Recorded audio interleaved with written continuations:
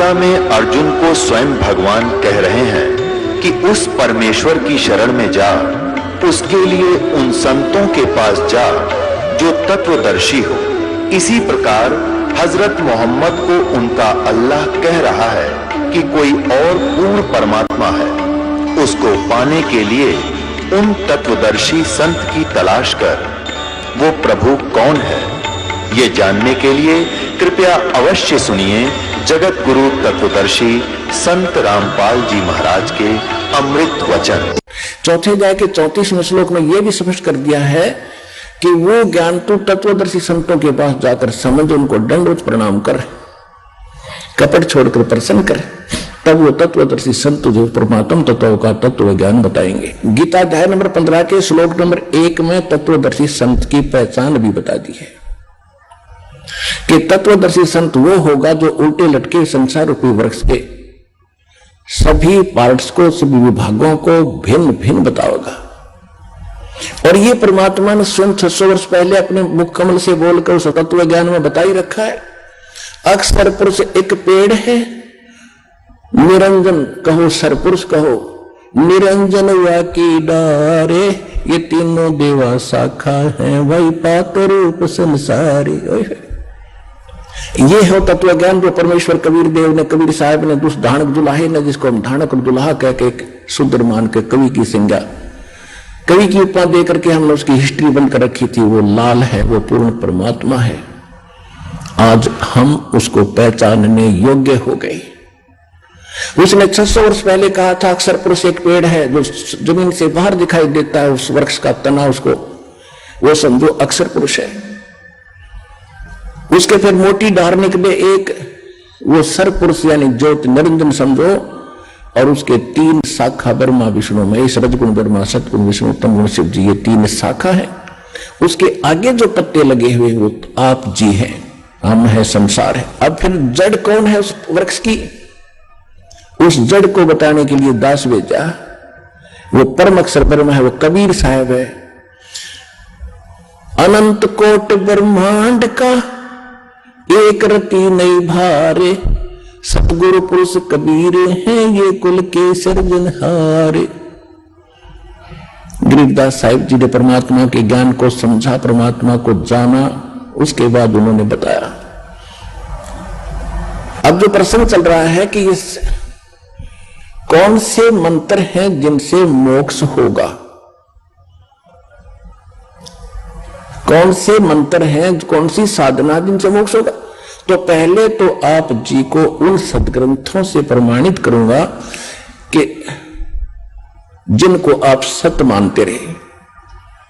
वेद और गीता ये God given spiritual knowledge है। रही पुराण या कोई उपनिषद है, ये उपनिषद ऋषि महर्षि साधकों के अपने अनुभव है। और जो वेदों और गीता से उनकी साधना नहीं मिलती है तो उनका आगे लिखा अनुभव भी बकवाद समझ लेना। वो जिनका बीज ही नहीं मिलता, जैसे कोई कहता मैं आम का पेड़ बो रखा मैंने, और आम की सुनी सुनाई महिमा भी बताता, उसके फल बड़े मीठे हैं, तो बीज बताता है, दिखाता ये बीज है, तो बीज है बबूल का, पहचान लिया हमने। क्योंकि उनकी साधना जो थी वो तुलना करनी है वेदों और सूक्ष्म वेद से और उन महापुरुषों से जिन्होंने परमात्मा पाया, परमात्मा ने सीधा आकर उनको सीधा ज्ञान दिया। तो उन्होंने कौन सी साधना की, वो उनका बीज मंत्र है। यदि उनका बीज ही नहीं मेल खाता तो उनकी जो अनुभव है आगे लिखा वो भी बकवाद पावेगी। तो बीज से पेड़ बनना है। बीज मंत्र कौन से हैं जो हमारे वेदों और सूक्ष्म वेद में लिखा हुआ, जिन महापुरुषों को भगवान स्वयं आकर मिले, उनको सतलोक दिखाया, उनको फिर वो विधि बताई अपने मुख कमल से, उस तत्व ज्ञान से उन्होंने जो साधना की और फिर उनको परमात्मा मिले, उन्होंने अपना अनुभव लिख रखा। उन महापुरुषों की वाणी में जो उन्होंने साधना की वो फाइनल मंत्र है। वो महापुरुष कौन कौन से हैं, जैसे वेद भी बताते हैं वो परमात्मा सतलोक से चलकर आता है, जहां वो रहते हैं सह शरीर, वहां से सीधे गति करके आते, सह शरीर आते, सह शरीर चले जाते हैं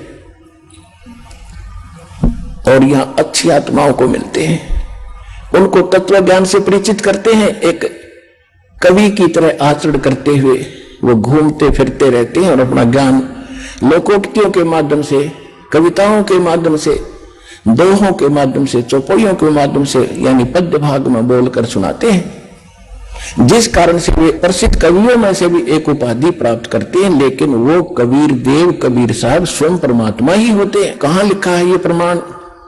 ऋग्वेद मंडल नंबर 9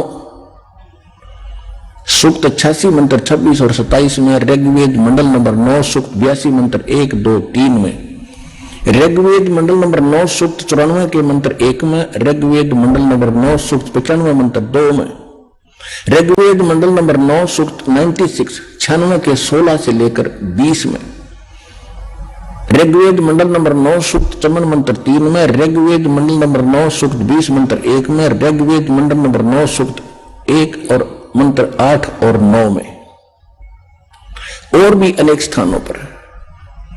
इन सब का सारांश दास ने अभी बताया था कि परमात्मा सतलोक में रहता है। वहां मानव सदृश शरीर है, राजा के समान उसको देखें तो राजा के समान उनकी छवि है, सिर पे मुकुट है, ऊपर छत्र है, सिंहासन पर विराजमान है। और वो परमात्मा अपने वहां उनका शरीर का जो नूर है, तेज है, बहुत ज्यादा है। एक रोम यानी बाल में करोड़ सूर्य मिला दे, करोड़ चंद्रमा तो भी फीके पड़े। अगर वो परमात्मा एज इट इज यहां आ जाए तो हमारी तो उल्लू की तरह ये चरम दृष्टि बंद हो जाएगी, जैसे उल्लू सूर्य नहीं देख सकता। इसलिए परमात्मा अपने शरीर को, अपनी बॉडी के प्रकाश को हल्का करके तब हमें यहां आकर मिलते हैं, अच्छी आत्माओं को मिलते हैं, उनको ज्ञान से परिचित कराते हैं। और वो परमात्मा ऊपर धूलोक के तीसरे पृष्ठ यानी तीसरे स्थान पर विराजमान है। सतलोक के 3 पोर्शन हैं। जैसे दिल्ली के अंदर एक तो ग्रामीण दिल्ली बाहर क्षेत्र है, फिर बाजार बजूर आ गया और बीच में फिर अपनी राजधानी है। ऐसे ही वह परमात्मा को ऐसे सतलोक में 3 पोर्शन है। तो इस जो परमात्मा लीला करते हैं, इस तो वो किस किस को मिले हैं? आदरणीय धर्मदास साहिब जी को, आदरणीय मुल्कदास साहिब जी को, आदरणीय नानक साहिब जी को, आदरणीय दादू साहिब जी को, आदरणीय गरीबदास साहिब जी को, गांव छुड़ानी जिला जोधर हरियाणा वाले को, आदरणीय गीसा दास साहिब जी को, गांव खेखड़ा जिला बागपत उत्तर प्रदेश वाले को, और आदरणीय रामानंद जी बनारस वाले को। तो उन महापुरुषों ने भी परमात्मा के कौन से मंत्र जाप किए, कौन सी साधना उन्होंने की जिससे उनका मोक्ष हुआ? हम मानते हैं इन महापुरुषों का मोक्ष हुआ। और जितना भी राधा स्वामी पंथ, उसी से निकली ब्रांच जय गुरुदेव, दंदन सतगुरु, सच्चा सौदा, सिरसा और जगमाल वाली और दनौद बुहानी में और आगरा में, ब्यास में, और ठाकुर जी ने एक नया अलग से बीज बो दिए। ये सारा का सारा गुरु ग्रंथ साहिब से प्रेरणा पाकर श्री शिवदयाल जी, श्री शिवदयाल सिंह जी, ये पंजाब के रहने वाले थे सरदार जी। इन्होंने जैसा भी ग्रंथ साहिब में गुरु ग्रंथ साहिब को पढ़ा या गरीब परमात्मा कबीर जी की वाणी को पढ़ा, जैसा उसकी बुद्धि ने काम किया, उन्होंने सतलोक सचखंड के खूब गीत गाए और नाम क्या बताया, और फिर परमात्मा का अनुभव क्या बताया उसने अपना, कि परमात्मा वहां केवल नूर ही नूर है, प्रकाश ही प्रकाश है, चेतन ही चेतन है। और आत्मा का मोक्ष कैसे बताया कि आत्मा मोक्ष प्राप्त प्राणी, आत्मा परमात्मा के उस नूर में ऐसे मिल जाती है जैसे बूंद समुद्र में। ये तो इन अज्ञानियों का अनुभव है। और वास्तविकता क्या है?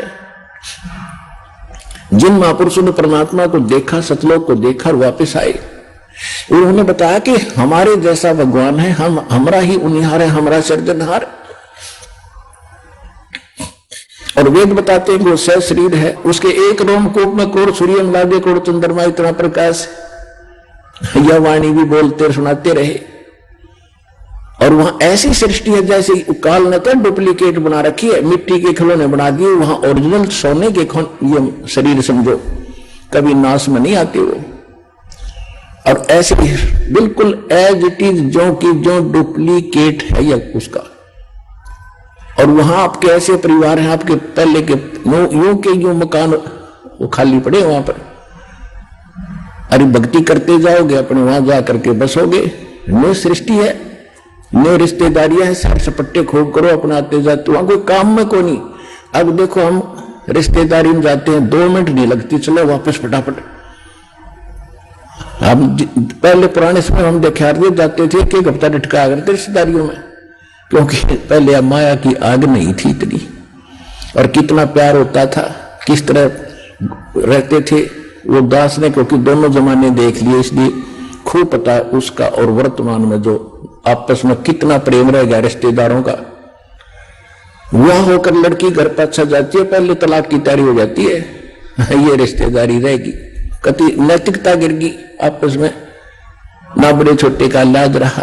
पहले शर्माया करते, जैसे हम जाते थे घर वाले पहले शिक्षा देते थे, बेटा किसी तो गलत ना बोलियो, अपनी मौसी जी को मौसा जी को प्यार से बोलियो, प्रणाम करियो, वो कुछ भी कहे उलाने दे सुन लीजिए।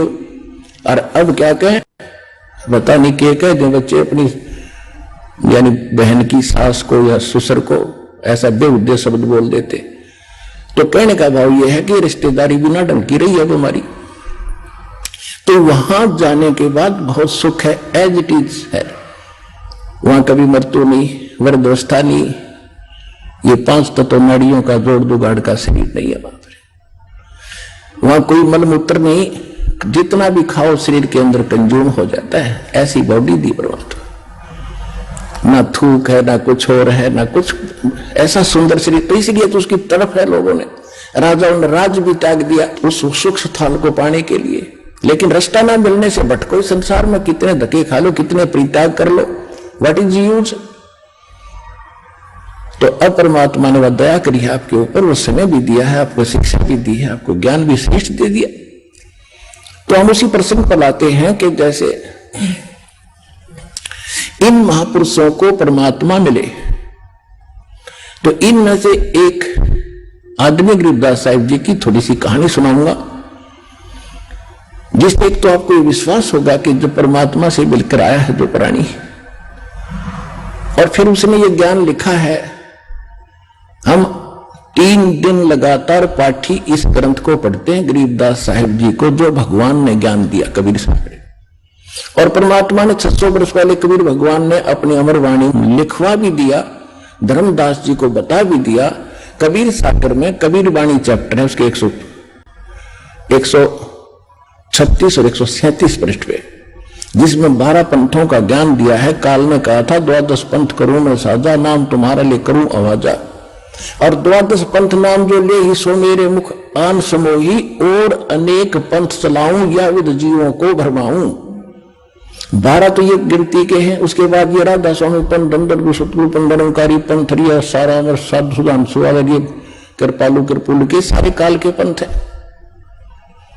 और विशेषकर जो राधा स्वामी पंथ है, एक सतलोक के गुण गाँव, सचखंड सतपुरुष बताओ, इन्हें कह का पता नहीं। तो उसमें परमात्मा ने कहा कि संवत 1774 हुई, वो गलती से 75 प्रिंट है वहां पर, तात दिन प्रेम प्रगटे जग सोई।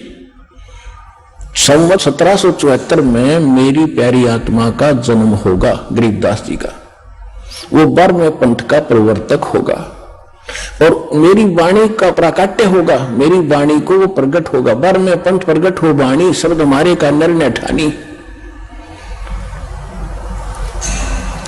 असंग जन्म ये ठोर नहीं पावे, ये 12 पंथ हम ही को था। यानी गरीबदास जी के द्वारा जो ज्ञान मालिक ने बुलवाया है, लगभग सन 1727 में परमात्मा मिले थे गरीबदास जी को, जब 10 वर्ष के थे गरीबदास जी। और 3 वर्ष के बाद सन 1730 में गोपाल दास, जब गरीबदास जी 13 वर्ष के हो गए, गोपाल दास नाम के संत जो दादू पंथी थे, उन्होंने लिखा था, गरीबदास जी ने बोला था अपना अनुभव जो भगवान ने उनको वाणी दी थी। तो कबीर परमात्मा ने कहा कि बार में पंथ प्रगट हो वाणी, मेरी महिमा की पुण्य वाणी फिर प्रगट होगी। क्यों? क्योंकि ये 12 पंथ जो चलेंगे गरीबदास से पहले 11 जो है, उनमें काल के दूत कबीर पंथ में प्रवेश कर गए। उन्होंने कबीर प्रवेश की अमृतवाणी में काट छांट करके और कुछ रख ली, बाकी छोड़ छाड़ दिया, उसमें फेर बदल कर दिया। ये करना ही था। काल ने करवाना था। जैसे हम आरती करते हैं रोजाना, कबीर साहब की आरती है जो शुरू में 5 आरती है शुरू की कबीर साहब की, वो कबीर सागर में नहीं, ना किसी हमने देखी किसी प्रचलित वर्तमान की किसी कबीर वाणी में, कबीर साखी में, कबीर दोहालियों में कहीं नहीं है। और ये उस मूल ग्रंथ में थी जो गरीबदास जी के समय वो उसको थोड़ी बहुत सुरक्षित थी, उनमें से लेकर, और गरीबदास जी ने अपने भी अमृत आरती एक अलग से भी बनाई है भगवान की दया से। तो वो इस प्रकार उन्होंने खांडचाट करने से उसकी पूर्ति के लिए गरीबदास जी के द्वारा अपनी महिमा पुनः प्रकट करवाई। और फिर बता के बर्मा पंथ फिर हम ही चलावें। जब बर्मा पंथ चल चुकेगा और वो भी फिर ज्ञान नहीं समझ पाओगे उस अमरवाणी का जो गरीबदास साहब जी के द्वारा परमात्मा ने प्रकट करवाई थी, कहते उसको समझाने के लिए फिर हम ही आएंगे और सब पंथों को मिटाकर एक पंथ चलाएंगे। परमात्मा ने आए तो ये दास भेज दिया पुण्यात्मा उस काम को करने के लिए।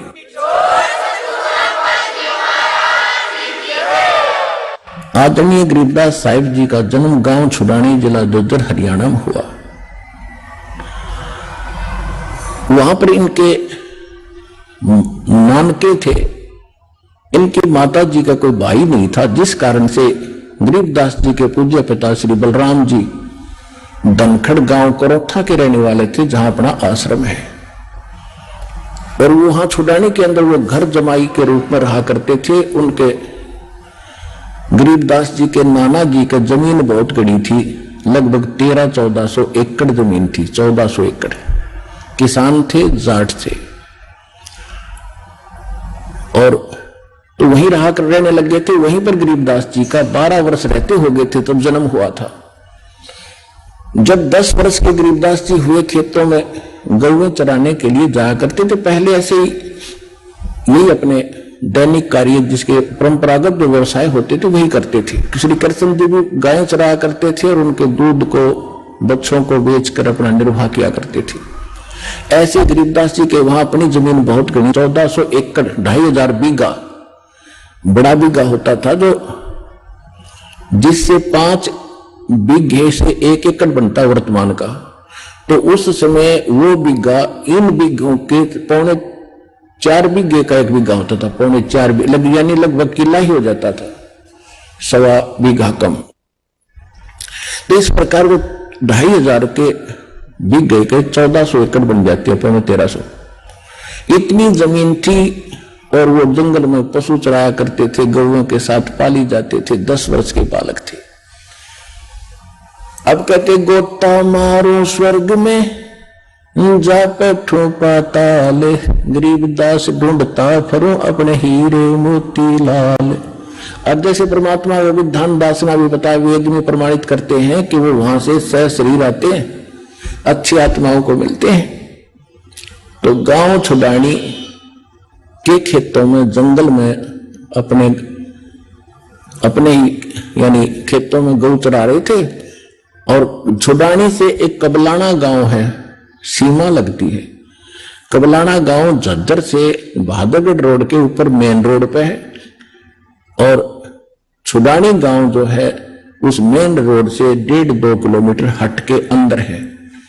एक दुल्हेड़ा गांव से सीधी रोड जाती है, कबलाना से भी बाद में निकली एक रोड छुड़ानी जाती है। तो कबलाना से छुड़ानी गांव को एक कच्चा रास्ता जाता था, उसी पर सड़क बन गई। अब उस कच्चे रास्ते पर गरीबदास साहिब जी गौ चरा रहे थे। ये सन 1727 और संवत 1784 फाल्गुन सुदी द्वादशी, यानी फाल्गुन उतरते की द्वादशी, चांदनी द्वादशी दिन के लगभग 10 बजे परमात्मा सतलोक से आकर उतरे। एक जिंदा महात्मा का रूप बनाकर कलयुग में ये जिंदा महात्मा के रूप में सभी महापुरुषों से मिले। और ऐसे रस्ते रस्ते आते दिखाई दिए थोड़ी दूरी से।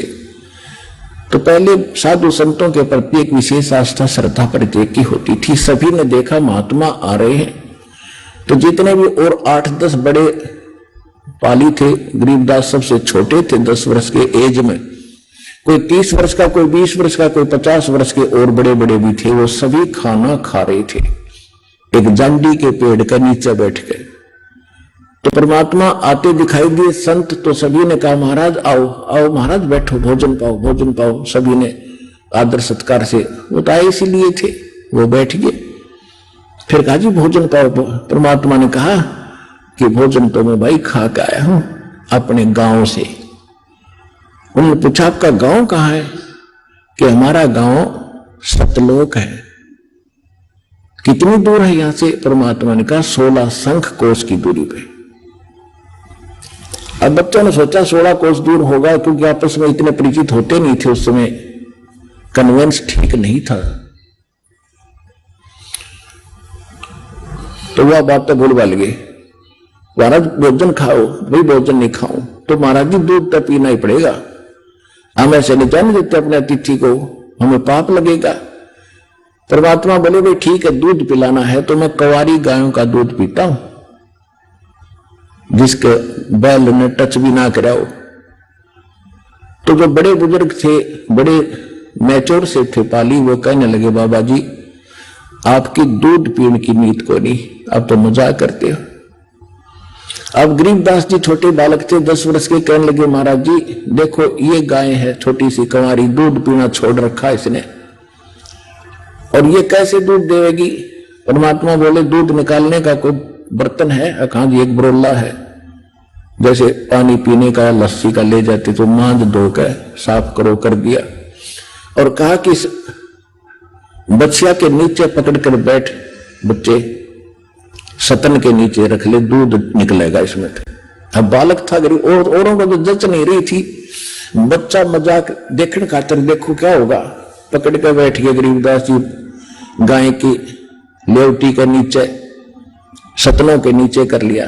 परमात्मा कबीर साहब खड़े हुए, बच्चिया के हाथ थपथपी मारी कमर पे, उसी समय लंबे लंबे सतन हो गए, दूध की धार बंध गई और बर्तन भर के अपने आप रुक गई। बोलो कबीर भगवान की जय हो।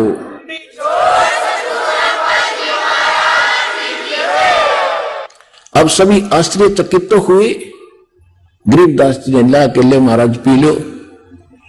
परमात्मा ने कुछ पिया और फिर कहा ले भाई बच्चों पालियो, तुम भी पी लो, गवा लो। अब जो बड़े बड़े ग्वाले थे वो कहने लगे बाबा जी ये जादू जंत्र का दूध है और कंवारी गाय का पाप का दूध हम नहीं पी सकते, और तेरी जात का बेराना तो किस जाति का है, तुम उठा कर दिया, हम तो ना पीवे। वो कहते सकल पदार्थ है जगमाही, कर्महीन नर पावत नाही, उठकर चले गए। गरीबदास जी कहने लगे लो महाराज मुझे दे दो, आपका प्रसाद कब कब प्राप्त हो। कहते हैं होनहार वीरवान के होठ सीखने पात, पूत के पैर पालने में पिछड़ जाते। गरीबदास जी तो आत्मा थी भगवान की, ये शब्द निकलने ही थे कि लाओ महाराज आपका दास पिएगा आपका जूठे दूध का, कब कब प्राप्त हो हमें। परमात्मा शेष बचा हुआ कुछ दूध उन्होंने पिया। फिर परमात्मा ने यहां भी कह दिया था कि ये दूध इस कंगाल लोक का नहीं है, ये सतलोक से आया भाई, मेरे गांव से आया। लेकिन उसमें मोटी बुद्धि के लोग थे, उनका कहां समझ में आई थी ये बात कि बाबा जी बकवाद करे, जादू जंत्र है, कोई जादूगर दिखाई देता है। वो चले गए। फिर गरीबदास जी को काफी ज्ञान समझाया, गरीबदास जी के अंदर प्रबल प्रेरणा हुई। फिर परमात्मा ने उसको प्रथम मंत्र दिया कि बेटा नाम ले, जब सतलोक दिखाऊंगा। प्रथम मंत्र दिया, वहां दूध के साथ यानी पेय पदार्थ के साथ दिया जाता है प्रथम मंत्र। हम यहाँ अमृत जल और मिश्री से देते हैं आपको प्रथम मंत्र। तो गरीबदास जी वहां बैठे रहे, शरीर तो बैठा रहा, आत्मा निकाली ऊपर लेकर गए। ब्रह्मा विष्णु महेश के लोग दिखाए, जहां भी परमात्मा जाते थे, क्योंकि ब्रह्मा जी को, विष्णु जी को, शिव जी को परमात्मा मिले थे और उनको प्रथम बार शिष्य भी बनाया था। बाद में उन्होंने नाम को त्याग दिया था, लेकिन परमात्मा जब उनके पास जाते हैं उनको वही सूरत दिखाई देती है जो पहले मिले थे, और सब खड़े होकर प्रणाम करते, आदर सत्कार करते हैं। गरीबदास जी देख रहे कि ब्रह्मा जी, विष्णु जी, शिव जी भी बाबा जी को प्रणाम कर रहे हैं, तो प्रबल शक्ति है भाई। फिर उसके बाद जाते धर्मराज के जो लेखा जोखा करता सारा न्यायाधीश है जो एक ब्रह्मांड का, जो उसके दरबार में बड़े प्रवेश किया परमात्मा ने, साथ में अपनी आत्मा गरीबदास जी को लेकर के। और पुण्यात्माओं, अध्यात्म मार्ग में किसी को कहने की आवश्यकता नहीं मैं कौन हूं, सामने वाले पर तुरंत इफेक्ट हो जाता है, उसका अपने आप नतमस्तक हो जाता है, वो बेचैन हो जाता है एकदम। जब परमात्मा ने प्रवेश किया कबीर साहब ने धर्मराज के दरबार में, न्यायाधीश के दरबार में, एकदम कुर्सी छोड़कर वो खड़े हो गए बाहर दूसरी साइड में और कहा महाराज विराजो कुर्सी, बैठो, सिंहासन लो अपना। लेकिन परमात्मा खड़े रहे और आदेश सुना रहे हैं। जैसे एसपी जाता है एसएचओ के ऑफिस में, वो खड़ा हो जाता है कुर्सी छोड़कर और एसपी उसको निर्देश देता है और डांट भी लगा देता है, विशेष हिदायत देता है, कोई ऐसी गलती मत कर देना। और वो कहता है यस सर, क्योंकि ये औपचारिकता एक नियम है हमारा, एक आदर सत्कार होता है, ऐसा होना भी चाहिए। गरीबदास जी ने फिर अपनी आंखों देखा, क्या बताया, धर्मराय दरबार में देई कबीर तलाक, मेरे भूले चुके हंस को तू पकड़िए मत कजा के। जिस न्यायाधीश के सामने ब्रह्मा विष्णु महेश कांपे और उनको परमात्मा कजा कह रहा, कजाक ए नालायक, कजाक माने नालायक, ए नालायक, मेरे भगत को जिसने मेरा नाम ले रखा हो, मेरे परम संत से, उसको छेड़ मत देना। बोले पुरुष कबीर से धर्मराज कर जोड़े, तुम्हारे हंस को पकड़ो नहीं मैंने 2 लाख करोड़े। कि आपके भगत को मैं नहीं पकड़ूंगा भगवान, लाख दोहाई। फिर उसने अपनी व्यवस्था प्रकट की कि है भगवान मेरी एक समस्या है कि आपकी शरण में आने से पहले जितने भी प्राणी हैं, इनके पूर्व जन्म के जो संस्कार है मेरे पास अकाउंट है उनका, और यहां का नियम है जैसा जिसने कर्म किया है दोनों भोगने पड़ते। तो वो जो कर्म है पहले के किए हुए वो तो मैंने इनको भुगतवाने पड़ेंगे, मेरी मजबूरी है। तो धर्मराय क्या कहता है कि कर्मों से तीरथ थे अब जो है शरण कबीरे, वो तो मुझे पकड़ने पड़े और जड़नी पड़े जंजीरे। उनको तो मैंने पकड़ना पड़ेगा वो दंड भुगतवाने के लिए। तो क्या बोले परमात्मा, करम भरम ब्रह्मंड के मैं पल में करहूं नेश, जिन हमारी दुहाई दी सो करो हमारा पेश। ओए होए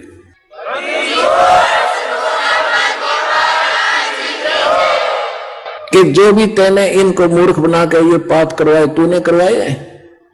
और ऐसी सरकार जैसी या काल की सरकार ऐसी यहाँ की सरकार है। एक तरफ तो ठेका खोल देंगे, शराब खोल दी, पियो छक्के, और फिर कहते हैं शराब पी का हाउ लड़ करा इसको अंदर कर दो, और शराब पी कर रामायण बांचेगा, हाउ लड़ा करेगा तो अकल देखो इनकी।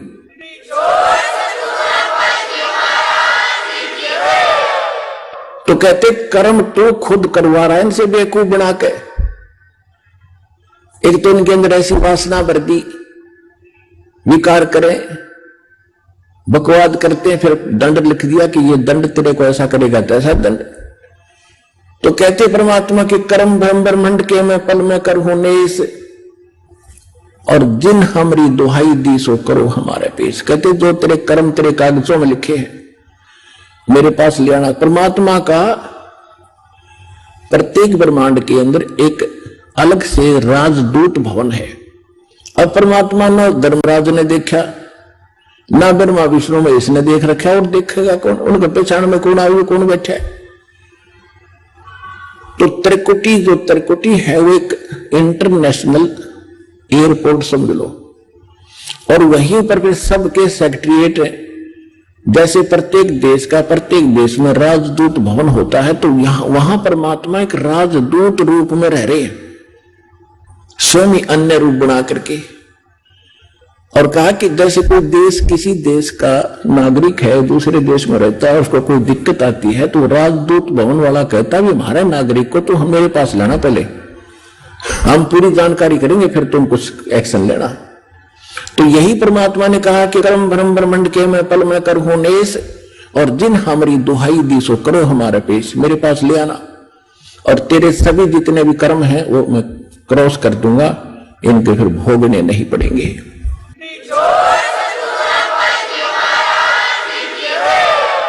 परमात्मा भी अपनी अमर वाणी में कहते हैं, जब ही सतनाम हृदय धरो और भयो पाप को नाश, जैसे चिंगारी अग्नि की वही पड़े पुराने घास।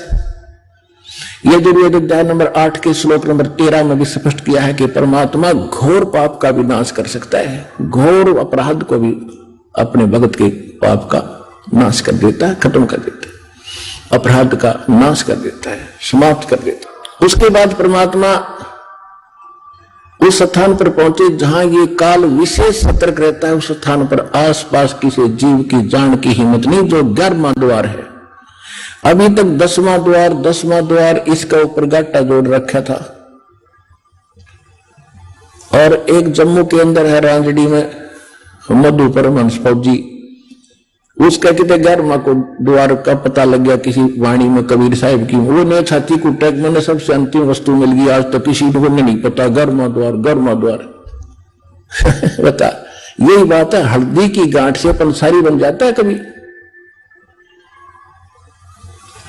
11वां द्वार तो वो है जहां 21 ब्रह्मांड का अंड होता है, आगे अक्षर पुरुष के लोक में प्रवेश करना होता है। और उस द्वार के ऊपर ये काल स्वयं बैठा है, किसी पर विश्वास नहीं करता, कोई इधर निकल नहीं जा, एक भी प्राणी नहीं जाना चाहिए, इसलिए इतना गजब का जुगाड़ जोड़ रखे। अब जब परमात्मा गरीबदास जी को लेकर जा रहे थे, सामने देखा विकराल चेहरा, उसका ओरिजिनल रूप में बैठा है वहां पर। उसकी शक्ल देख ले तो कलेजा फट जाए आदमी का, ऐसी है इसकी ओरिजिनल शक्ल। यदि इसके ऊपर कवर डाल के आता, कहीं पर मां बन के खड़ा हो जाकर विष्णु जी कहीं शिव जी का रूप बना लेता है।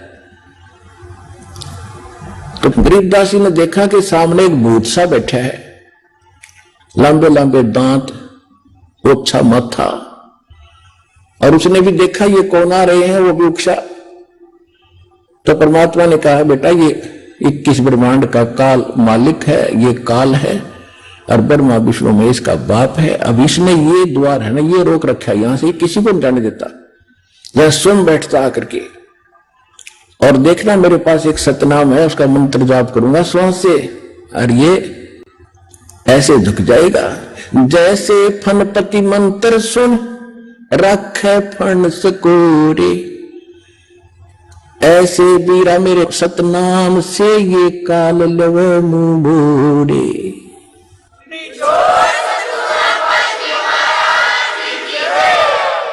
जैसे फनपति माने नाग, फन ठा रखा है उनको डसने के लिए। और जैसे गारू एक मंत्र बोलता है, उस मंत्र के प्रभाव से वो फन को सकोड़कर भागने की चेष्टा करता, कैसे जान बचाऊं। तो परमात्मा कहते जैसे फनपति मंत्र सुन रखे फन सकोड़, यानी इकट्ठा कर लेता है, ऐसे बीरा मेरे उस सतनाम से, ओरिजिनल नाम से, ये काल लव मुंह मोड़, ये भी ऐसे झुक जाता है। जब परमात्मा ने कहा कि देखना बेटा मैं सतनाम का जाप करता हूं और देखना इसकी हालत क्या होगी, कहते ऐसे उठ रहा था और माल परमात्मा ने समन किया, एकदम ऐसे झुक गया कति, तो उससे रास्ता साफ हो जाता, इसके हटता नहीं वहां से, सब दुष्ट है वो बैठे बैठे न मुड़ गया। कहते इसके सिर पे पैर रख के दोनों ने कहा जा बेटा इसके ऊपर गए, और जब आगे 11वां द्वार पार किया, ये यहां बनाओ बात समाधि लाला के मूर्ख बना रखे, ये कहां जाएंगे, 10वां द्वार पार नहीं कर सकते ये लोग। कहते ब्रह्मेंद्र के घाट को खोला तो कोई एक द्वारे से फिर जाते, ऐसे बहुत अनेक।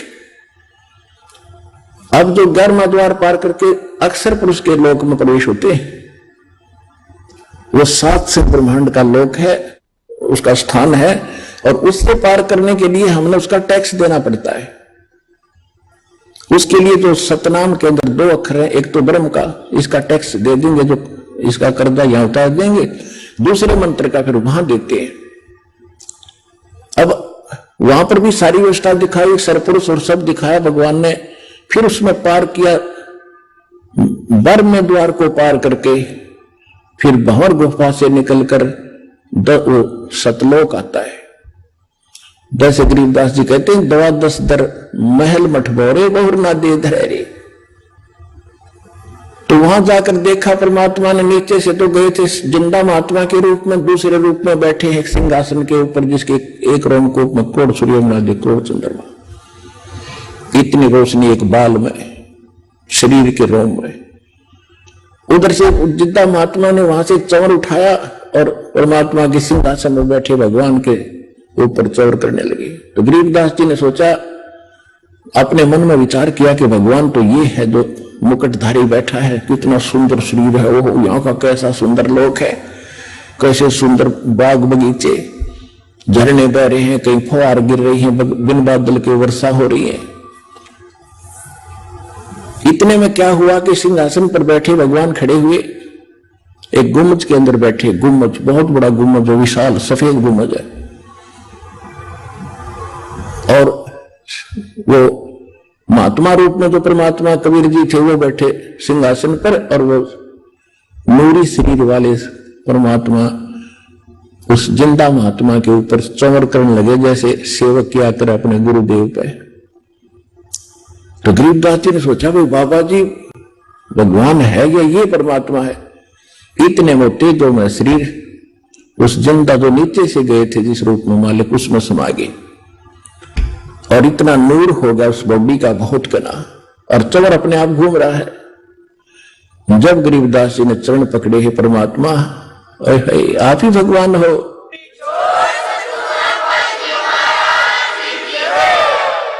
तब परमेश्वर ने बताया कि बेटा मैं 120 वर्ष तक बनारस में कबीर जुलाहा नाम से रहा हूं, और मुझे कोई पहचान नहीं पाया, क्योंकि मेरे बारे में कोई बताने वाला नहीं था।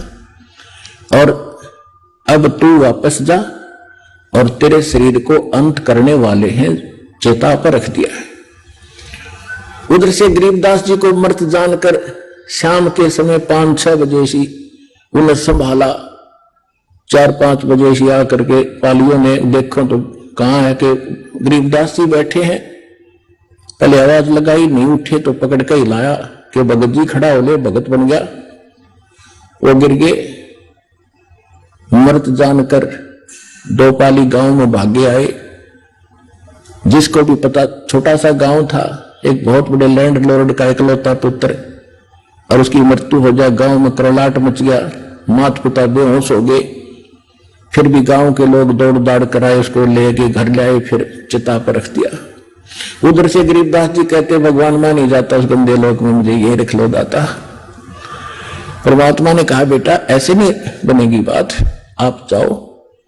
आप जब यहां से गए भक्ति युक्त थे, सतनाम आपने बहुत घनी भक्ति थी, अब वहां पर खत्म कर दी तुमने। उतनी ही भक्ति युक्त होकर तब यहां आ सकोगे, और मैं तेरे साथ रहूंगा, तू चिंता मत कर। और आप जाओ, मेरे गवाह बनो, आपके भाई बहनों के लिए एविडेंस देना, विटनेस बनना, तब उनको विश्वास होगा। नहीं तो काल ने बुरा जाल फैला रखा है, क्या हाल हो रहा देख, झांक कर देखा नीचे, ये लोग ऐसा दिखाई देता जैसे कीड़े मकोड़े घूम रहे हो, कीड़े मकोड़े ऐसे नजर आते, क्योंकि हमारे शरीर में जीव जंतु एक एक नस नस के अंदर हमारे कीड़े हैं अंदर, ऐसा बुरा हाल है।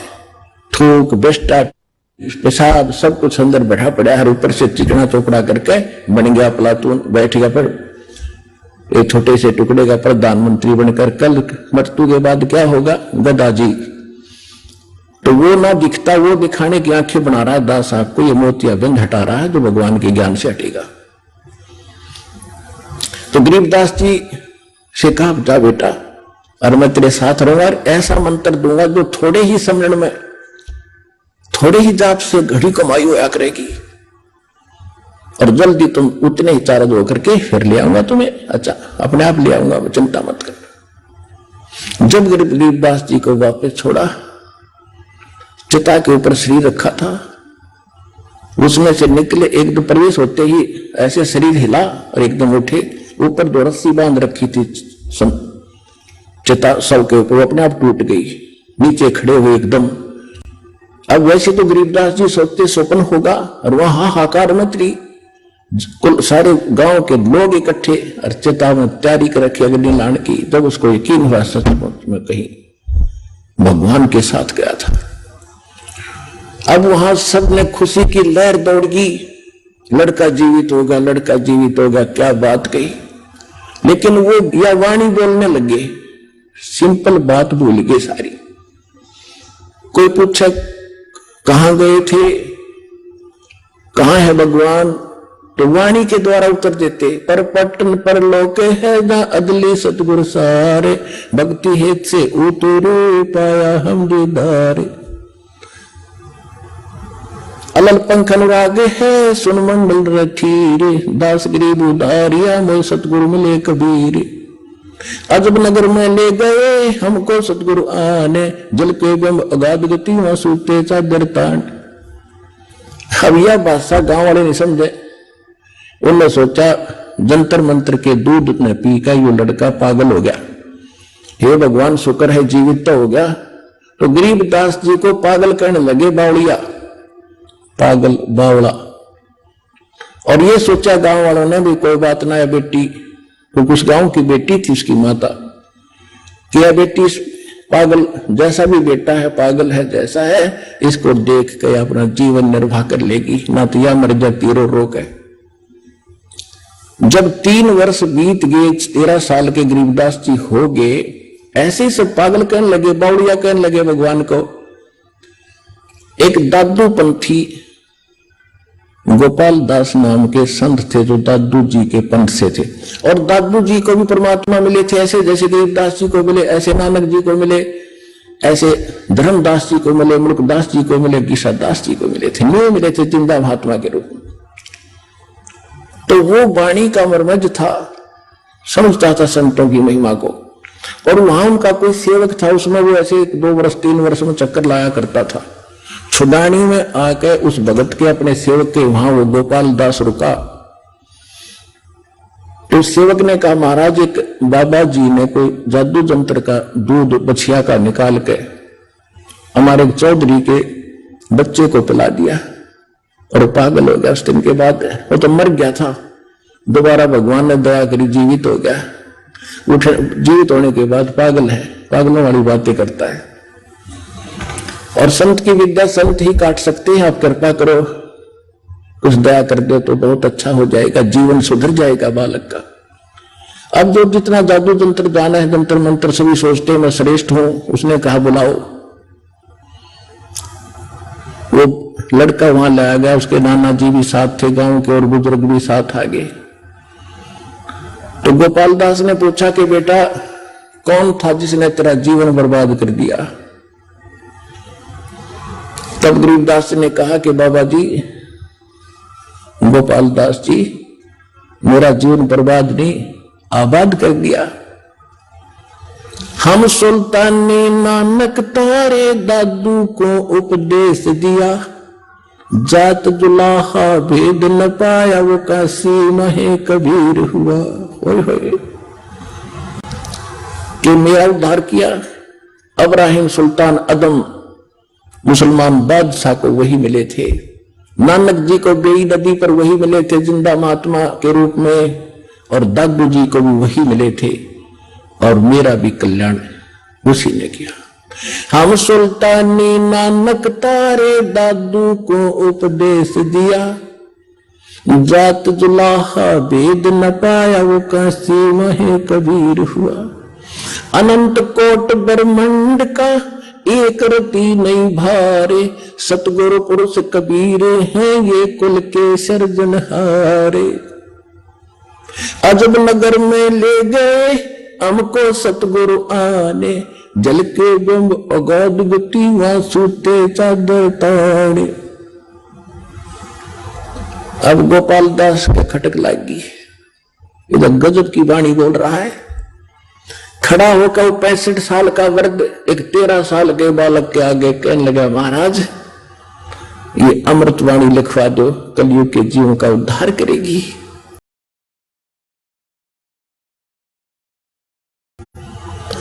अब जो रोग कटवाने जा रहे थे बूढ़े बुजुर्ग, उन्होंने सोचा भाई इस बच्चे में तो को बड़ी ये बला है, बाबा जी का भी असर हो गया। ये भी इसके आगे हाथ जोड़ के इसकी बोली बोलने लग गया। आए थे इससे ठीक कराने के लिए। तब उसने कहा गोपाल दास ने कर गांव वाले ये बावड़ा नहीं है, बावड़े तो तुम हो तो इसकी अमृतवाणी को समझ नहीं पा रहे। पर वो कहां कलावती। गरीबदास जी चल पड़े, गोपाल दास पीछे पीछे।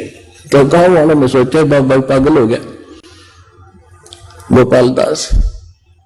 ऐसे 2-3 दिन आग्रह करता रहा, तब उसने गरीबदास जी ने कहा, देखो गोपाल दास जी, अगर आप पूरी वाणी लिखो तो मैं लिखवाऊं, ना बोलूं को नहीं।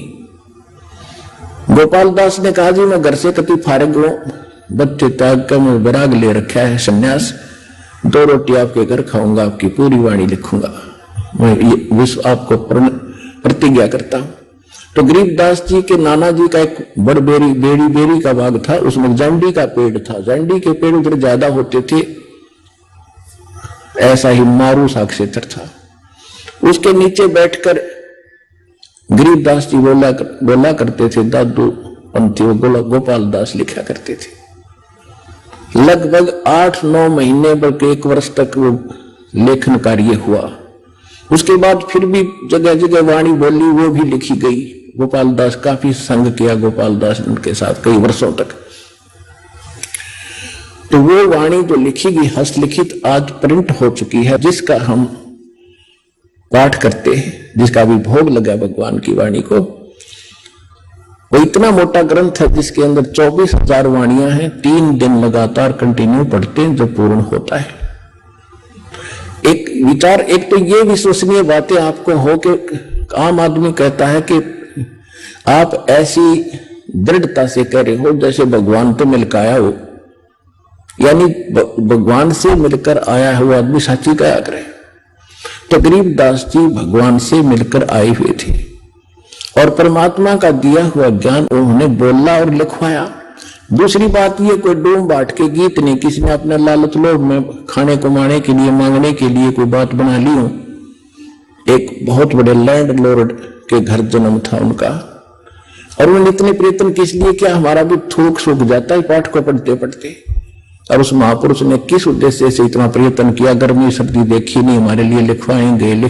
ये तो ये समझना चाहिए कि ये जो वाणी है ये सत्य है। और परमात्मा ने खुद कहा था कि संवत 1774 जब होगा उस समय उस प्यारी आत्मा का जन्म होगा, उसके माध्यम से मेरी अमृतमयी वाणी में पूरा प्रकट होगी।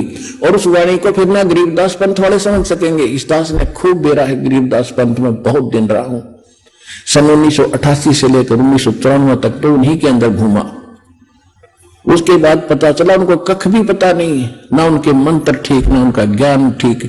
आइए अब हम उन श्रद्धालुओं के अनुभव जानते हैं जो जगत गुरु तत्वदर्शी संत रामपाल जी महाराज जी से दीक्षा प्राप्त कर चुके हैं तथा उनके द्वारा बताए गए भक्ति मार्ग पर चल रहे हैं। नमस्कार जी। नमस्कार जी। क्या नाम है माता जी आपका? ओम पतिया जी। माता जी आप कहाँ से हैं? करनाल जिला जी। माता जी संत रामपाल जी महाराज से नाम दीक्षा आपने कब ली? 2016 जी। संत रामपाल जी महाराज से नाम दीक्षा लेने से पहले क्या आप कोई भक्ति साधना भी करती थी? करते थे जी, ये देवी देवताओं की पूजा करते थे जी। इनकी करते करते जी मैं बहुत भी बीमार होगी जी। देवी की पूजा करे करूँ थी मैं, सब में ज्यादा वैष्णो न मानने करूँ थी जी। वैष्णो न मानती जी, वैष्णो पे भी गई जी, उसकी फोटो भी ले आई, उसकी मैंने जोत भी जगाई, दिन रात जोत कहा माता जी मैं दिन रात जोत जगाऊं, मैंने वह भी जोत भी जगाई। फिर परेशान होने लगी, फिर संभाल कर बालाजी भगत जावा जी, वो बोला हनुमान की फोटो लाओ, बालाजी जाओ। बालाजी भगत के उसके साथ वो हमने ले गया साथ, तो मैं बालाजी भी गई, बालाजी की भी फोटो भी लाई और मैं उसको बोला होमन करावांगे घर में थारे, जब थारे शांति आवेगी। उन्हें होमन भी कराया जी।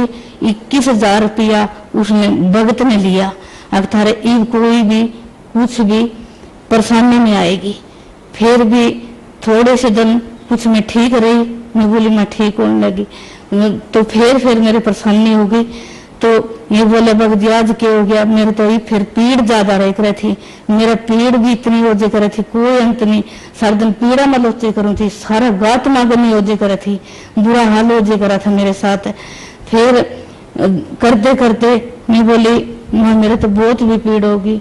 फिर मेरा दर्द उठने लगा, दर्द उठने के बाद में मैं बोली मेरे गले तो बहुत भी दर्द हो गया।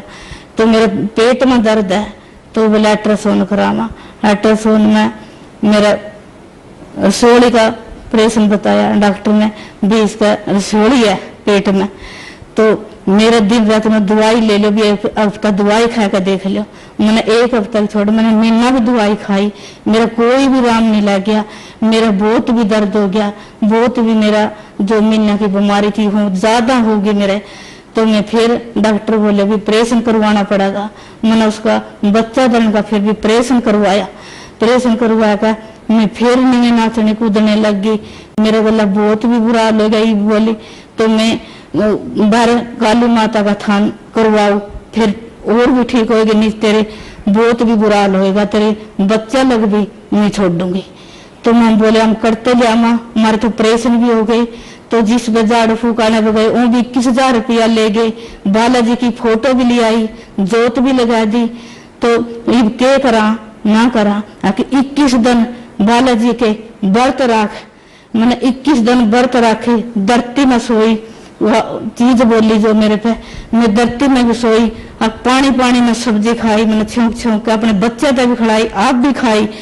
तो मैं वो भी करया मैंने, फिर भी मेरे बहुत भी जीभ लंबी निकल लगी। मैं काली हूँ तो मेरा थान करवाओ, या वैष्णो का वहां बार काली का बनेगा थान। तो माँ बोले हमारे पास तो पैसे भी नहीं, हम करते काली का थान करावा, हम तो इस जो वैष्णो की जोत लगावा या भी जोत नहीं लगती मेरे पर, तो मैं करते भी ले आऊंगी। मेरा भगत खेती करेगा था भी, मैं वैष्णो का इस काली का करता थान कराऊंगा। मेरे घर में जोत नहीं पुगती, मैं वो भी कड़ा करवाऊंगा। अगर आप नहीं कराते तो करवाना पड़ेगा। मेरे 2 बच्चे हैं, ये मेरा बड़ा लड़का था, तो ये बोला माँ करवा ले। मैं बोली क्या का करवाऊं बेटे, तुम्हारे पास तो कुछ भी नहीं है, इसके पास। उन्हें बोली इसने नहीं छोड़ूंगी, इसमें ले जाऊंगी मैं। तो मैं बोली महा इसमें क्यों ले जाएगी, तो मन में ले जा। अगर नहीं तो मैं ऐसे कर दे मैं सो गई। मैं 4 बजे मेरी किलकी निकली, मैं कहा बोने पारे तो इस गांव की बुराई कर तो पैसे मिलेंगे, मेरा थान करवा। मैं गराई में मन के को दे, अगर ना दे मुझे देवेंगे। तो मैं फिर भी बोने पारे, मेरा बच्चा का कुछ भी नहीं हो जाए तो मैं बोने पारे जाऊंगी, मैं गराई करूंगी। तो मैंने गराई करी। गराई वाले ने किसी ने 10 दिए, किसी ने 20 दिए, कोई काम काली नहीं दुख दे, हम अपने लाग नहीं लाते तो अपना खातर फिरती है। तो मैं माते का थान कराऊंगी, अगर अपने आप पे करा रही, अपना घर में करवा तो कोई दुखदा कोई ना दुखदा। फिर एक मेरे लुहार है, उन्हें साथ दिया, बीमार पे भी यही परेशानी है, हम तेरे साथ लगाएंगे। उन्हें भी गराई करी, मैंने भी गराई करी। हमने उसका थान बनाया, गांव में थान भी नहीं था, काली का थान करवाया। तो फिर भी मैंने शांति नहीं मिली, कि ना तो काली का थान करवा दिया, कोई कह इसने तो अपने रोजगार का मेरा थान खोलिया, इन्हें थान करवाया तो अपने चढ़ापा चढ़ागा, अपने आने न खड़ावेगी, इसने अपने खातर करया, जो या चीज आवे अपना लाभ के मारे न करया। मैं बोली मेरे पास कोई भी लाभ नहीं है, मैं गराई बोने पारे करी, मेरे पास या आवे मेरे मुंह से कवा मेरे बच्चा लगना मारेगी, मैंने ऐसे जान थान करवाऊं। तो किसी ने दिया, किसी ने दिया, ना दिया भगत जी। मैंने 40,000 की गराई करी, और भगत ने जो भी कोई बच्चा नहीं ब्याह रखा था मैंने, फिर भी जो भी मर्दा न पड़दा न, एक मिस्त्री और था और आया साथ में। अब चलो छेड़ा तो छेड़ लिया, चलो इसका करवाए दे। तो मेरा भी परेशानी है। तो वो गला लग गया, उन्हें मिस्त्री ने थान करे उसका, भाई थान के पैसे नहीं लगेंगे, मैं ला दूंगा, गला साथ दे दूंगा। उन्हें मेरा साथ दिया, उन्हें थान करवाया। थान करवाने के बाद भी फिर भी मेरे पास यही परेशानी रही। फिर मैंने बालाजी की भी सब सारी पूजा कर ली, ईब क्या करूं मैं, फिर मंजा में पड़ गई, पूजा भी कर दी। एक तेल का पिप्पा धर दो और 12 अंतवार न जोत लगाओ काली की। तो मैं बोली तो मैंने ईब तो कहा थान कर दे, ईब तेल का पिप्पा भी धर दिया। तो नहानु का मंगलवार न और 12 न जोत लगाए दे करो, वो भी करया। भगत बोला मैं कर दे करूंगा या घर में करा, 5 बजे मंदिर में चाले करूं थी, मंदिर की पूजा करके आंदी, फिर घर की कर दी, घर की करके फिर काली के मंदिर में बैठ जी करूं थी। घर में कोई भी कुछ नहीं देखूं थी, मेरा के हो रहा के ना हो रहा। मेरा लड़की थी, एक बहू थी, वह ब्याह के बाद वो कर दी। वो बोले मम्मी तो कदर रसोई में भी नहीं बढ़ती, कदर रसोई में देख दी, बार बार फिर आया सारा दिन, और फिर भी हाय हाय हाय करती रहा, फिर भी राम नहीं है। तो मेरी बहू भी बच्चे हुए, उसके भी बहुत परेशानी तो हुई है, उसका भी बहुत पेटा में नशा में टिक्के लग गए। तो माम बहुत भी एक चंडीगढ़ मेरा पोता आया जाएगा, उससे हमारी रकम लाग की, फिर हमारी पोती हुई, उसके भी हमारी 8वाई हुई, हमारा कोई भी लाभ नहीं मिला माना। माताजी, आपके बताए अनुसार आप पर दुखों का पहाड़ टूट गया था, तो फिर आप संत रामपाल जी महाराज की शरण में कैसे आईं? काला भगत है जी, उसने कहा बाबी मैं कितना परेशान था, मैं तेरे जैसा परेशान था, मेरे सब घर में देख मेरे कैसे भी के हालत हो रही थी, तो डेरे पर नहीं गई, कदे बच्चे तो गए हैं, बच्चे ना पूछ के देखो मेरे गला के हाल हुए, मेरे गला खान के दाने भी नहीं रहे थे, मेरे घर में के मेरे सड़ांद उठ गई थी मेरे घर में। ये बच्चा ना देखो जाकर मेरे डेरे पर कैसे भी के काम हो रहे हैं। बच्चे बोले माँ बहुत भी कुछ अच्छा का सुधार हो गया, घर में भी बहुत अच्छे कमरे सुतरे ऐन पड़ गए, भगतों से बात करा, सब भगत जोड़ने लग रहा। तो मैं बोली भी चलो, तो उसका सुधार हो गया तो मने भी ले चलो। मेरे गले भी बहुत बुरा हाल हो रहा भाई, मैं भी नाम दुआ दो मेरे को भी। संत रामपाल जी महाराज से नाम दीक्षा लेकर गए जी। माताजी, संत रामपाल जी महाराज से नाम दीक्षा लेने के बाद आपको क्या लाभ प्राप्त हुए? हाँ जी, तो मेरी जो चर्चा जोत जगह करें थी वो छूट गई जी। मैं बहुत भी पागल हो रही थी, बहुत भी दुखा के पहाड़ टूट गए थे मेरे ऊपर, मेरा घर भी लूट गया था जी। मेरे कोई भी परेशान, कोई भी, मैं 10 रुपया का भी मेरे पास कोई भी कुछ नहीं रहा था। तो मैं संत गुरु रामपाल जी महाराज से नाम दीक्षा ली, तो उसने मेरे एक जोत परमात्मा की लगाई। मैं फिर भी डरदी, कदे वह मेरे पैक वह चीज कदे थाड़ फाड़ नहीं कर दे। मैं ऐसे ऐसे देखती रही, तो मेरे पर वह चीज मैंने जोत लांदे नाम लेंदे दीक्षा, मेरे पर कोई भी परमात्मा की कोई भी इसी रजा हुई, वह कोई भी वह चीज मेरे दौरा भी नहीं आई। ऐसे मैंने लाभ मिले, मैं बहुत भी तंग हो रही थी। इतने मैं जोत कड़ी कड़ी में 5-5 जोत मेरे घर में लागे करें थी, तो मैंने इतने थान करवाए, मैंने कड़ी लाभ नहीं मिला। मैं खाट में पड़ी रह करूँ थी। आज मैं सब कुछ, मैं सारा काम करूं, सब मैं सारा दिन धंधा भी कर रही हूँ, मैं आज बोल भी रही हूँ, मेरा कोई भी दुख का भी कोई भी कुछ नहीं है। मैं अच्छे मेरे घर में रोजगार हो गया, दूध हो गया, जड़े मेरी भैंस नहीं बीके करें थी, रामपाल जी का नाम लिया पीछा, परमात्मा को मेरी 80,000 की भैंस बिकी जी, मेरी 80,000 की भैंस बिकी। मैंने उसके नाम दीक्षा लिया था, तो मेरे घर में सारा दिन कलेश रेख रहा था, उसकी नाम दीक्षा लिया पीछा, मेरा कोई भी घर में कलेश नहीं रहा, मेरे प्यार से बच्चे रहे, आंख मुंह से रहे, सर्द आंसा बोला, तो कोई भी हमारा लड़ाई दंगा कोई कुछ भी नहीं रहा जी। माताजी, संत रामपाल जी महाराज से नाम दीक्षा लेने के बाद आपको बहुत सारे लाभ प्राप्त हुए, तो जो श्रद्धालु आज आपको देख रहे हैं, आप उन्हें क्या कहना चाहेंगी?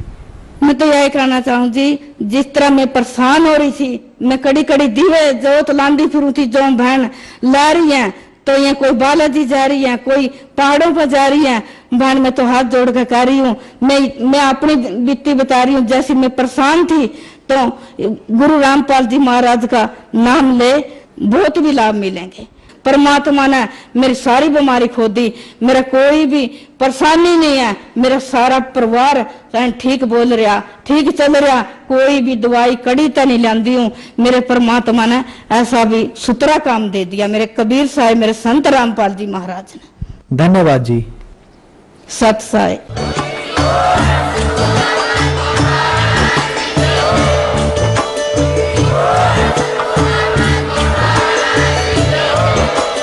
आप सुन रहे थे जगत गुरु तत्वदर्शी संत रामपाल जी महाराज जी के मंगल प्रवचन। अधिक जानकारी के लिए विजिट कीजिए हमारी वेबसाइट www.jagatgururampalji.org। संत रामपाल जी महाराज जी के शुभ आशीर्वाद से पूरे विश्व भर में 500